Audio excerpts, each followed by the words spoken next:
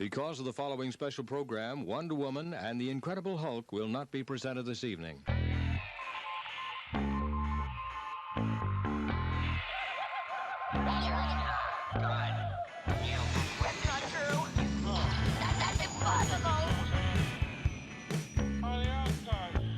It's time to get all your Star Wars news in a single file. This is Making Tracks. Here are your hosts, Mark Newbold and Dave Tree. That's not true. That's impossible. You're listening to episode 11 of Making Tracks. I'm your co-host Mark Newbold, and here with me today, as always, it's the ultimate water seller. Dave, do an introduction, please. Well, you completely threw me there, Mark. I was going to make some kind of joke about Legs 11, the 11th episode or something, but you had to bring in our core sponsor, Water for All Ages. Water for all ages. It's the new thing.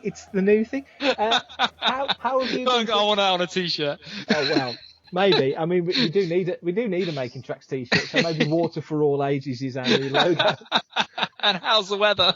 How's the weather? How have you been since the last episode? How are things? No, I've been very busy. Bunch of products coming in. So there's been a lot of Harry Potter Lego of late, which has been a smash hit for the summer. The Harry Potter minifigs.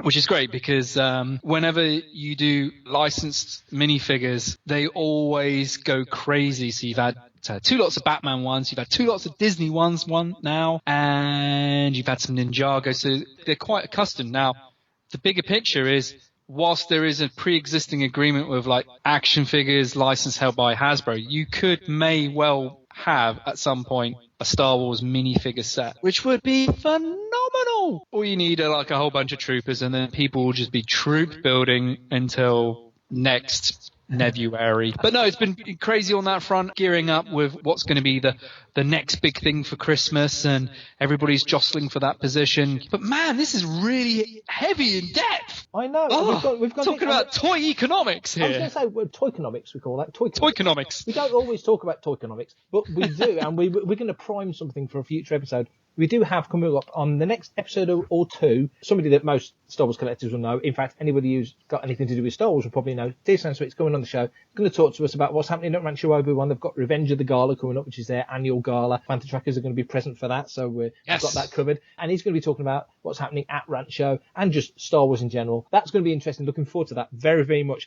We've got some interviews to get into this show, though, so let's finish off our chat with Bill Kimberlin. He was the visual effects editor on Return of the Jedi. He's done tons of other stuff. Just to talk about Jedi does him a disservice. He's worked on loads of stuff. And I've been really enjoying all of these interviews where you've broken this up. They've just been so insightful. Just completely, for me anyway, all new perspectives and content and stuff. It's been really, really great fun to hear this. Well, Bill, it was a dream because you know it's not when you interview people. Sometimes you have to coax things out of them, and other times it's just a conversation. Bill, we didn't even have to warm up. We came on and we started talking, and he went, right, let me give you a bit of an introduction, and he just went into it. It was almost like we'd rehearsed it. It's very rare I don't have to do much editing. You and me talking now, I'm going to have to edit the heck out of this, but you know how it is. But this was a dream. So this is me, the final part of our chat with Bill. I know we'll speak to him again in the future. There's way too many stories we didn't get to talk about. So it's me finishing off our three-part chat with Bill Kimberlin.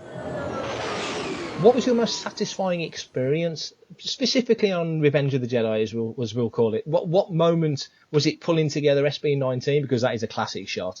And I don't know if you know, I'm sure you're aware, and I'm pretty sure you mentioned it in the book. There was a UK documentary, I think it was Horizon, did a whole documentary based around that one shot. So people in the UK would have been watching you on television a long, long time ago. But what was your most satisfying experience? Well, I guess there's a couple of things on Jedi that you work on these films and you're kind of isolated in the sense that no one else is seeing what you're seeing, but they're going to see it. Yeah. I know that when I worked on SB19, my boss at the time, the guy that ran editorial, told me that he thought we would be chewing on this shot for quite a long time. It was so complicated. And I had a rough, within a few weeks, and showed it to him and George came in, looked at it, said, great, and walked out.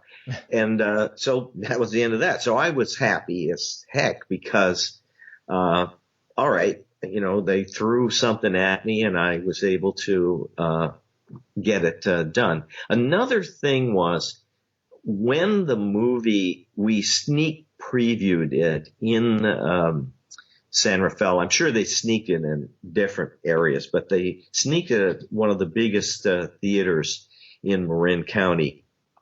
And they did it this way. They went into a theater that already had something booked as the show, and the audience was all ready to see that film. And the producer walked down to the front of the theater with the manager, and he said to the audience, he said, I'm very sorry, but there's been a substitution. We don't have that film tonight. But as a substitute, we are going to show you the new Star Wars film, Return of the Jedi. Wow.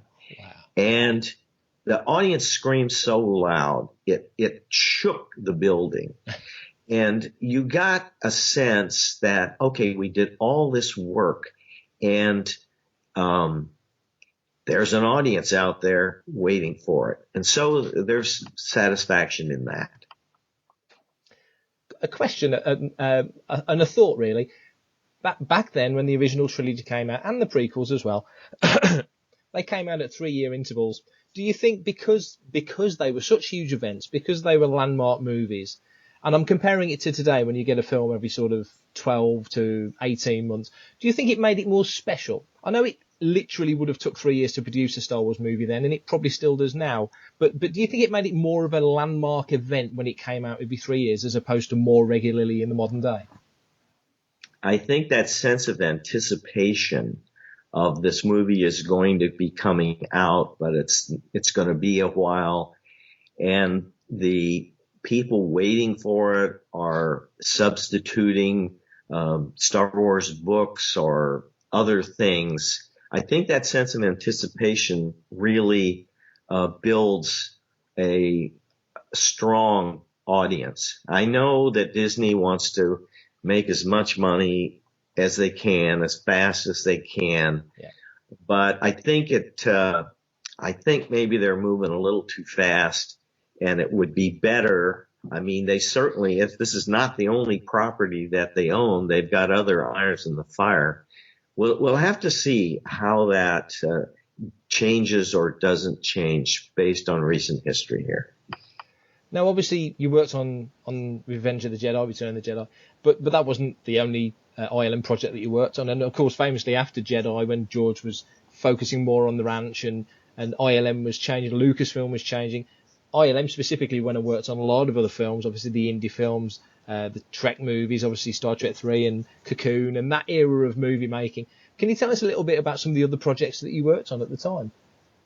Sure. So I think the model that George had for ILM was, I'm going to make a film every few years, and I'm going to hope that it's a big grossing picture, a blockbuster, and but I want to keep the crew together so that when I have my next movie, I'll have all these experienced people that I've worked with before together. They didn't disperse back to Los Angeles.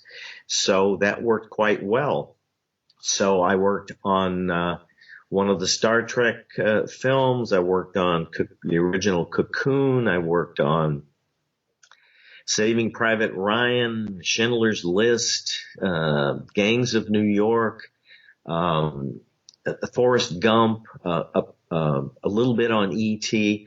So we were starting to attract major directors because they could enhance their films so much with a sense of either adding fantasy like in Cocoon, or in Saving Private Ryan adding a more visible sense of history. That Normandy attack on D-Day I was sent a shot of the beach that had virtually nothing on it except a few iron implements that were, defensive in nature. And when we got through with the shot, everything that we added, the soldiers on the beach, the half tracks, the ships, the aerial balloons, the tanks, it was essentially a mop-up operation shot. And so I took this film with the before and after, the beach with nothing on it, and then the beach filled with all of the soldiers and all. And I took it to a university in Indiana, and in Bloomington, it was the town, Indiana University. And I gave a talk and I showed the before and after. And when it came discussion time, these history professors came up to me and they were really upset. They thought that all we did were spaceships and dinosaurs. And in fact, we could do a great job of faking history or bringing it, back to reality at a cost that a motion picture could afford in the modern day. And I always thought we could make the greatest UFO film anybody ever saw, with fake UFOs, and we would composite it, and then we would leave it in a camera at a flea market somewhere and just let somebody find it and see what kind of hell that rose. But we never did that. So yeah, some of these other films were exciting. Working with Ron Howard, who went from actor to major film director, seeing how he worked, and what, he famously said to George during American Graffiti, George has had two directions, like great or faster. And that was his director instructions to actors. And Howard walked up to him one day and said, we're actors. We can do just tell us what you want. We can do it. And so seeing Ron Howard show up, now he was pretty successful. He burst into editorial saying, "Where's George?" Well, George was not around. We were working on Ron's film. And I was there when Ron showed a rough cut to his producer, the Richard Zanuck and his wife. And you can tell this is a good film. This is right. Even with all the things that are unfinished in it, it was a really good movie. So it was fun to work with these guys. I worked with Woody Allen. I worked with, a lot of different directors a little bit. I'm not at the level where I was interacting with major directors, but, they came through and I heard their spiel and got to see how talented they were and how they made decisions, this kind of stuff. So all of that was expansive beyond just the Star Wars or Raiders things. And so that was a lot of fun.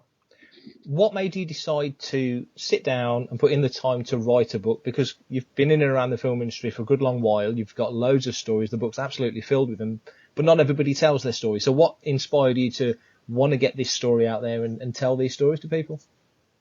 Well, one thing was there's a lot of people that work on motion pictures. It's not just the director and the actors. And, the lines that the actors say, those come from a screenwriter. The actor didn't just happen to think those up that day. And so here I was in a position where I had seen a lot of things going on in this big motion picture company. And no one had ever written about it from the inside. All of the writing about it were authors who showed up and went around and interviewed people, or newspaper or journalists who would spend a day there from Newsweek or whoever. And they only got just a little bit of it. And so I thought, okay, I've worked in movies all my life. I want to give an account from a person who actually was there, who saw what happened. it's an original source. If you're a historian, you're looking for original sources to tell stories about what happened. And so far, I've had lunch a couple of times with people I used to work with, and one of them, Paul Houston, said to me, he said, this is the only book, yours, that I ever read where it had the sense of what it was really like to be there. All the little things that the reporters, they would never pick up on. Like we had a thing called the Free Speech Board in the hallway. And the Free Speech Board was just like it sounds. Whatever you wanted to put up there, a newspaper article or whatever, you could put it up there, and people would come by after dailies. George, it was one of his first stops to see what crazy stuff someone had put up. And one was, it was a drawing of what Muhammad Ali might look like when he was in his 70s. And Muhammad Ali at that time was in his 30s. And there was a speculation about, how much would a house cost in the future? And this person was speculating a house could cost as much as $200,000. And we thought, that's ridiculous. That's not possible. How could that be? We laughed at that. That was a little sense of recording history that went into a box. And, by the time I left, we probably had 40 boxes of all the stuff that had been on the Free Speech Board. It's all thrown out now, I'm sure. But my book is what I could save. When I saw something that was going to be thrown out, I put it in my pocket and saved it for later. So I've got boxes and boxes of things that were posted on the wall and line up, or things that some of the artists left on my desk, an apology note with a really elegant drawing on it, or something from my boss, Ken Ralston, which would be a cartoon clock, and it would say, "Hurry up, Bill." All these things were done to kind of break the tension a little bit. We're all on deadline. And I remember George getting up after dailies one time when people were talking about being behind, and he turned around and he said, "This movie is going to be released on May 25th, 1983, whatever it was. And I don't care if it's got work print in it. It's going out the door. So, so the seats are sold." So, that made you think, well, we better get cracking. That's wonderful. Next time I'm in the Bay Area, I am definitely giving you a call and we're going for a coffee, because I could talk to you all day. Now, don't forget my book, which is Inside the Star Wars Empire, a memoir by Bill Kimberlin. You can find it on Amazon or any bookstore. If you haven't already got it or haven't already ordered it, Christmas is around the corner. Believe it or not, my God, Christmas is around the corner. Inside the Star Wars Empire, it's his memoirs from working not only at Lucasfilm, and he was at Lucasfilm for a long time, but other adventures in Hollywood. He had a lot of stuff happen to him that he was involved with, and he saw a lot of stuff. So absolutely fascinating guy.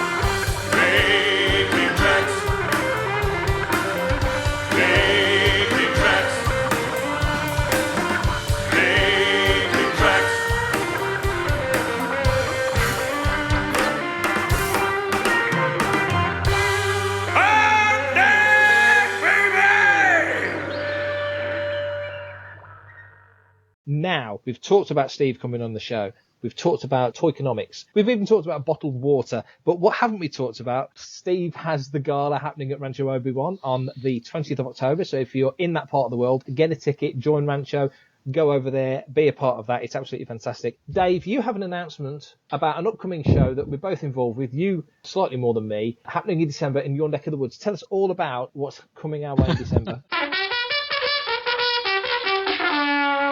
Regular listeners of the show may have heard us babbling on about Fantha Day, which is the Fantha Tracks official show. We actually have a show that the website puts on for a day down in Fordingbridge, which is on the edge of the New Forest in Hampshire. And this will be the 4th one, but we'll be celebrating, give or take, might not necessarily be exactly, but I think it's fair to say we'll be celebrating at the next Fantha Day, the 1-year anniversary of Fantha Tracks. On the following day, on the Sunday, is Farthest From, which is a vintage toy collector show. So 2 very different shows, but happening over 1 weekend down in Fordingbridge in Hampshire. It is my pride and pleasure to announce that the next show will be running on Saturday, 8th of December for Fantha Day, and then Farthest From will be on the 9th of December. Now, people who've come to that show before will know that we try and dovetail the two together, particularly at Christmas time, with like an evening event and meal. And that will certainly be the case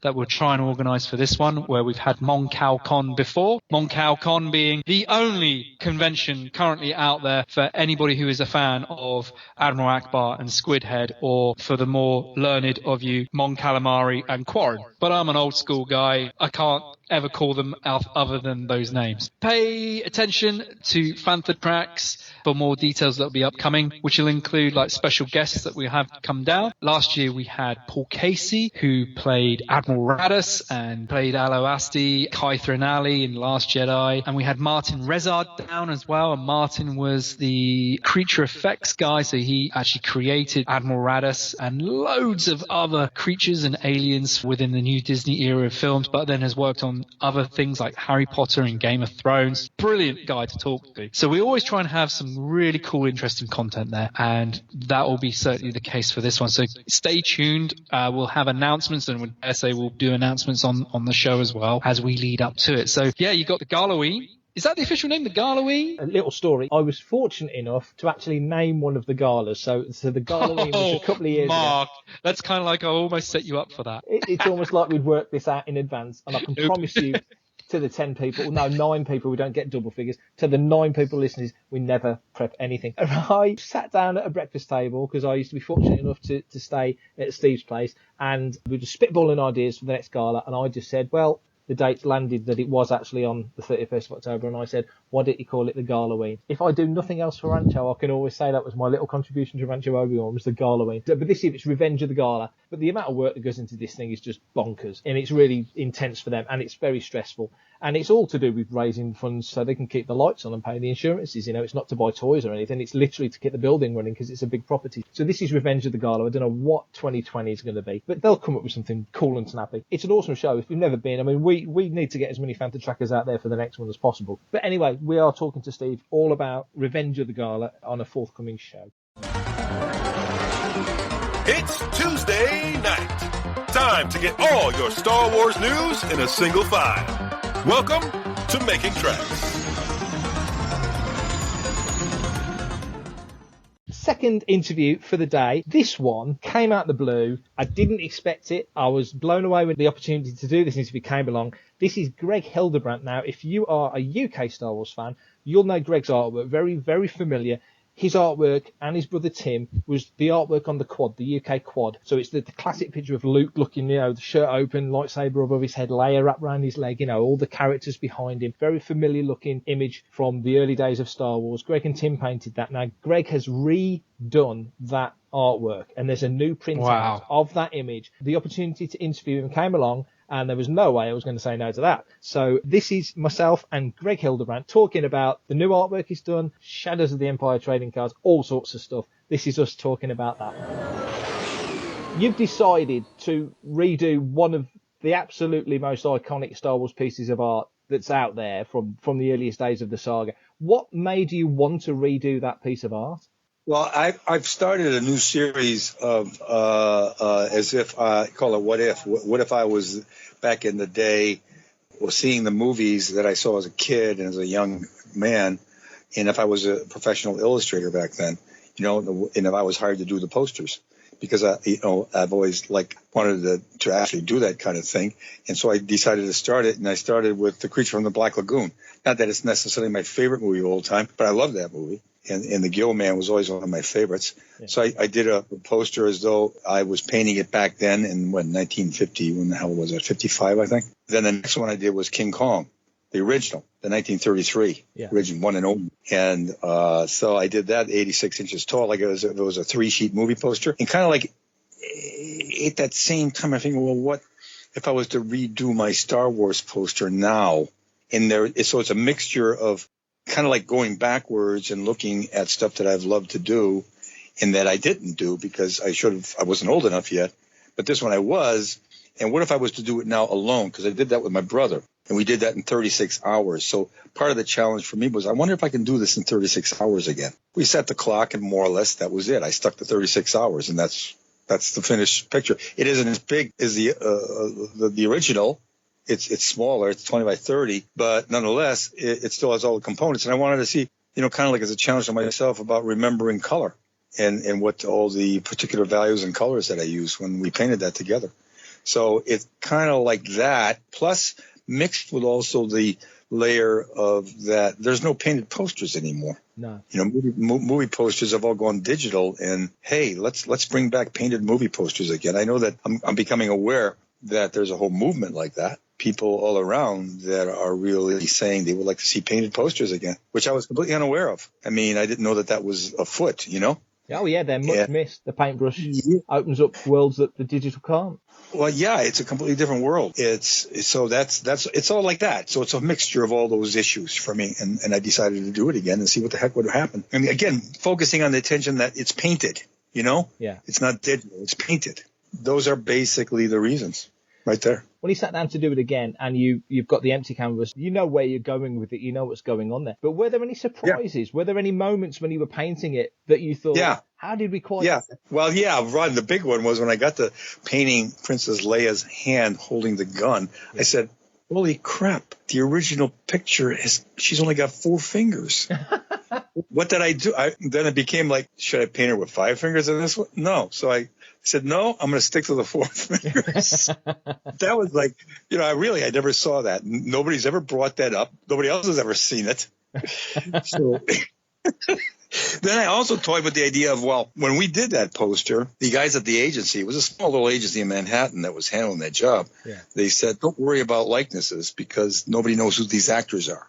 So we didn't focus on likenesses. So I kind of like figure, well, maybe I should get them more looking like the 2 actors, Carrie Fisher and Mark Hamill. And I thought, no, let's just stick with the way I painted them before. It was like that kind of stuff, and there's a slight shifting to some degree. I wasn't trying to exactly copy it as though I was a machine copying, a copy machine. And so, you're making little adjustments here and there. You know what I'm saying? Minor stuff, compositional, the rocks and whatnot. But in positioning of stars and the way that you're painting all that kind of stuff. But the basic setup's all there. The composition and the color and the lighting and the values. That's what I stuck to more or less, We say about the color. I mean, obviously, even you, because as I understand it, the original ended up, I think, in Alan Ladd's office, and now the French collector's got it, and it's moved around, hasn't it, the original? So you haven't got access to that original picture. How did you match the two, knowing that what you were working off for the last, 40 years was copies of that original that you'd done, if that makes any sense? Well, I mean, again, I went back to the colors that I used with my brother, phthalo-cyanine blue, a raw sienna phthalo-cyanine blue, and ultramarine and dioxazine purple. I knew the exact colors. Boom, they just kind of like came up. I pressed the computer button in my head, bada boom, there they were. And I knew, you're heading towards your darkest dark. So that's all. I put that down. I painted this on a black illustration board. So I knew the darks were already there. You get me? Yeah. The darkest dark were already there. So now everything had to be worked properly in terms of chroma and contrast and value against that dark. See? And I knew the lightest light color was going to be in the center of the lightsaber, where the star shape is. So you establish your darkest dark and your lightest light. And that gives you then the color of your light. Color and intensity. It's also the color of the dark and the color of the light sources that give you the colors. Because that's how I work. I work with what's the color of the light on the object. I'm just not painting colors. I have to know and understand and grasp completely what are the colors of the light lighting up the scene. I know there's basically a phthalo blue light that lights up the Death Star, Darth Vader, in the buildings in the distance. Yeah. This I remember. This I knew, and I stuck to that. Now it's a matter of determining that exact color, value, chroma of that phthalocyanine blue with raw sienna in it. And I'm just remembering what I did, and I'm trying it out. I'm mixing my colors up on a palette. I mix all my color up on a palette before I start painting. So I establish my entire palette. It's not like guesswork as I paint. It's all in the palette. All my values. It's like if you were to look at my palette, you'd see it looks like a color wheel, or, you know, this whole series of values stepping from the lightest value down to the darkest value in a line of piles of paint that are stepping down in color and value. When you started this process, of redoing this particular one. You mentioned you've done Creature from the Black Lagoon, you've done King Kong. You're recreating or doing classics as if you were doing it for the first time, essentially. But this time you're going back to one that's not only been done before, but that you've done before. How grateful to yourself were you that those colours just popped into your head? Because it would have been archaeology trying to figure it out, I guess. Well, totally. No, I learned a lot. You retain, when I painted that picture with Tim, I mean, all those colors stuck. Tim and I, for years, we had been, painting and drawing and doing animation. We had a long career that covers everything from documentary filmmaking to, we started at 18 years old in Detroit, Michigan, where we were born and raised, an industrial film producer. So we've been all over the place. But in my color, learning is a lot of it is from pop culture sources, because I had very limited training, mainly self-taught with my brother. But I mean, one of them was the film Lust for Life with Kirk Douglas and Anthony Quinn playing Van Gogh and the Gauguin. And there's a scene in there where I remember Tim and I were watching this movie back in the day, and we're watching the scene. There's Van Gogh with Pizarro, with the actors painting the part, sitting on a beach or a shore or something. I remember, and Pizarro was saying, "Look, there's color everywhere. There's color in the shadows of the leaves. There's color. Throw away your black." So Tim and I went home, threw away our black, and then for years we figured, what are we going to use to get to a dark, because all the kids that painted, a lot of people drew and painted back in my time, and more than I think now. And because you didn't have all this stuff, you didn't have all the things at your disposal. So, you entertained yourself, and, everybody used black to get to a darkness, and that kills the color. And so with the rings, when we did the ring stuff, we used burnt umber to get to a dark color. I think we threw a little bit of Payne's gray into it, which had black in it, but it also has got ultramarine blue in it. So there's still color there. And then finally we get to our own story, Ursharak, and we did an epic, and we're thinking, we discovered at that time a darker dark, which was Dioxazine purple. It's a deep, rich purple. I mean, my God, it's like you put it down and wet, it looks like you fall into a pool, And there's color there. We used that on the Star Wars. We were using it on these paintings for Ursharak, and then we said, well, boom, Star Wars popped up, and we used it there. So that gave us this whole intensity of color. I remembered all that, you see, because I've been utilizing that color ever since those days, and it's a must-use color for me. This is what I use, These days now, what I do, I paint my entire canvas black, Dioxazine purple. I used to paint strictly on white. I think in that same movie they said direct painting on a white surface. That's the way the Impressionists worked. But I could see why, because they were painting, trying to grab the lighting, more money, hour of the day, and more. But then I decided, almost as a goof to myself back in a way, I said, like I've never painted a black velvet painting. You know what I mean? Paint on black. What the hell will happen? Well, it's great because all your shading is already there. The darkest dark is already there. So once you mix up a light, like I'm painting the stuff for the Trans-Siberian Orchestra right now, it's in front of me.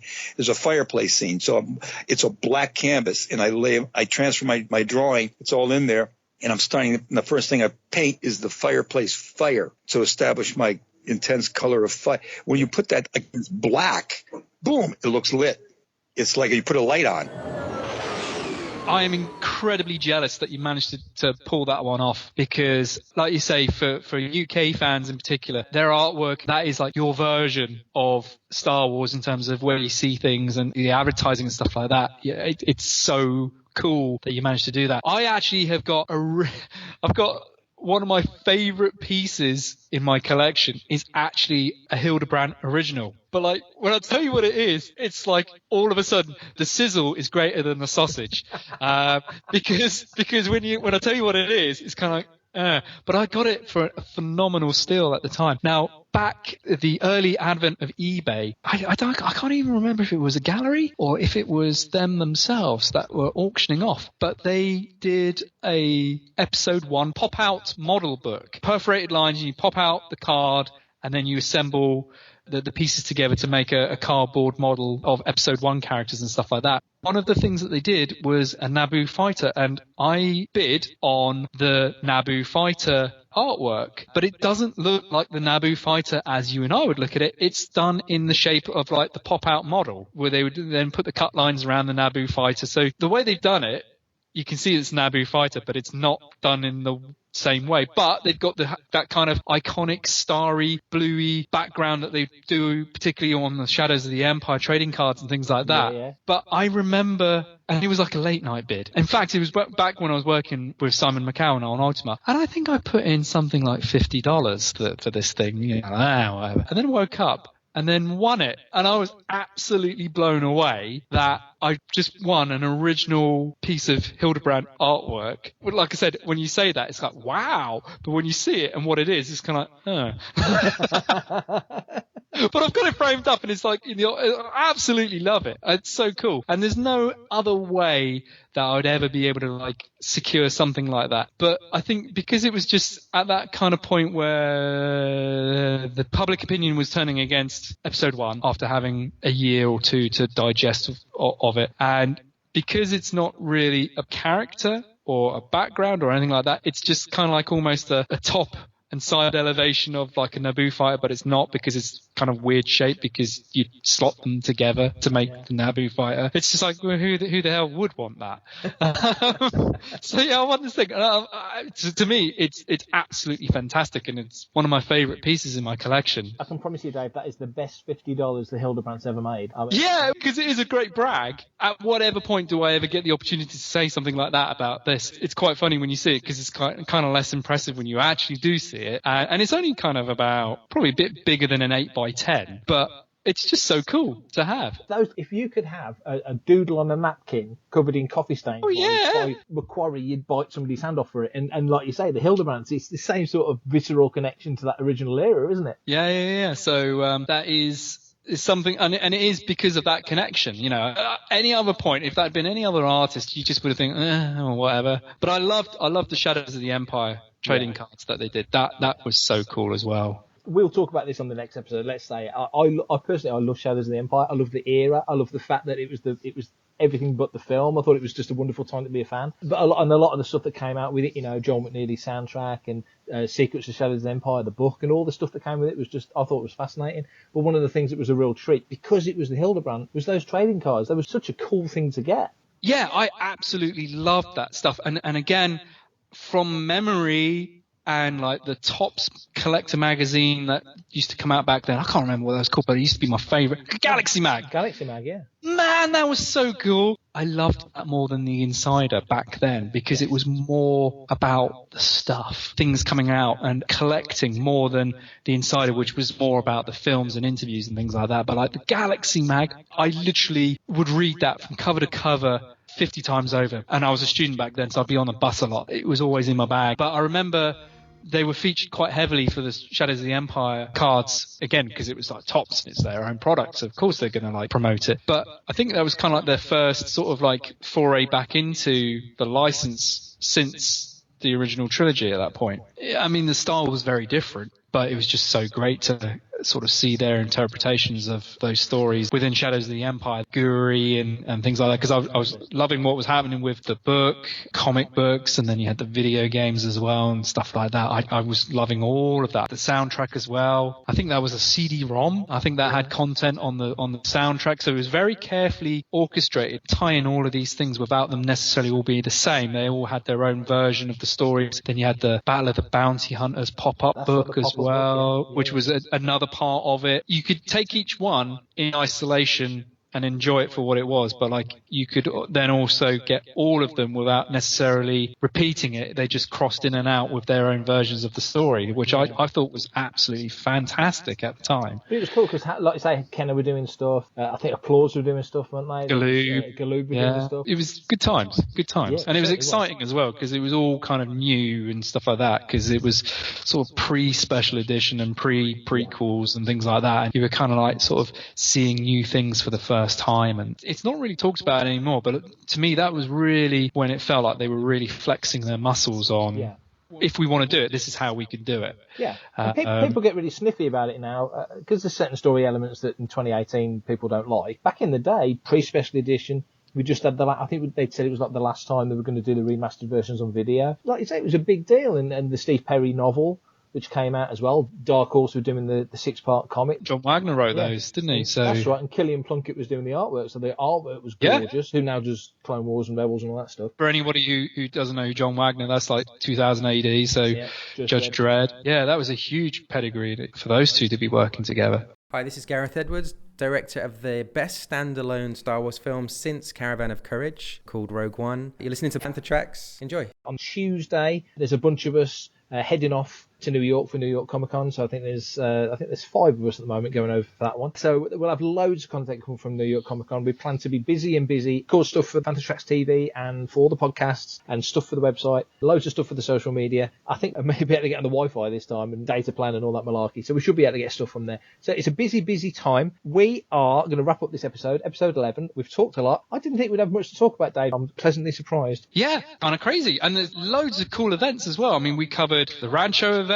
We've announced like Fantha Day and Farthest From. There's tons of cool content coming up over the next few weeks that we can all get involved with. Booker's alive! Be gone with him! We're going to wrap the show up before we get investigated by MI6. This is you and your paranoia again, isn't it? You know, like the aliens, you know, they know that you're listening and stuff like that. My tinfoil hat just fell off, so I'm quite scared. GCHQ are listening to the podcast. I know, you do realise I always put sticky tape over my little camera on my computer, just in case. Just in case. So, Dave, where can people find you? What about sticky tape? I'm stroking that as well. You won't find me on Twitter, but you can find me on Facebook at All the Cool Stuff, and you can also find details of the Star Wars Vintage Show, which is Farthest From, and that is also on Facebook. Other than that, you can also find us on the Fantha Tracks YouTube channel, which is run by the very masterful Martin Keeler, who's doing an amazing job, but like from time to time, and when I say from time to time, I haven't done one in ages, and I'm well overdue, and I need to do one, but I will do the security clearance doesn't go through it. Yeah, exactly. I mean, like, you know, they keep blocking the uploads. The Fantha Tracks YouTube channel. If you haven't subscribed yet, please subscribe. We've hit over 500, and we're trying to really ramp this up and trying to get it there for 1,000 for our first birthday, which is coming up towards the end of this year. All of this amazing stuff that's been going on has been done in a very short space of time, and you've got other things going on with the site itself, and you've got the social media run by Matt Booker, where he's building up Facebook and Instagram and Twitter, like with yourself, Mark, and then you got other podcasts with like Adam with Fantha Down Under. It's just amazing the amount of stuff that has been generated in such a short space of time. But if I want to find you, Mark, if I need to say that it was your bag that had the suspect package in, and like you need to be like, you know, tracked down, where could I find you online? I don't know if I want to give that information away now. No, you said that. I pack my own bags, so I just want to make that very clear. You can find me on Twitter at prefect_timing, and also on the Fantha Tracks Twitter account, just to say that we've just done over 3,300 on there. We're over 8,000 now in total across all social media. It's going well, so it's our first birthday on the 31st of October. We will do something on the 31st of October. I don't know what it'll be. It'll probably be high in calorie, which means it won't be Yorkshire Vale or your favourite brand of water. Nestle Pure Life, still water. Water for all ages. We'll take sponsorship from anybody. We don't care. Water for all especially ages. if it's some form of cake. And so you can also find me usually in the back end of the website, fiddling around and doing stuff, which always sounds wrong. We've got Fantha Day coming up in December. We're going to be at the Royal Albert Hall because John Williams is playing there in October. We've got all sorts of stuff going on. There's loads going on. New York Comic Con. We're everywhere. We're everywhere. Fantha Tracks are everywhere. So hashtag. Keep following us, keep sharing us, keep liking us, keep responding to us. If you don't like us, tell us. that's because, we like the interaction. Panther Tracks, la-di-da-di-da. We will be back for episode 12. I've just run out of stuff to say now. We'll be back for episode 12 one day, don't know when, but soon. Dave, thank you as always for being my wonderful co-host and keeping me sane to a certain degree. Yeah, with this session of therapy is now closed, and we will see you on episode 12. Yes, that rolling sound with the wheels coming off the wagon. Always.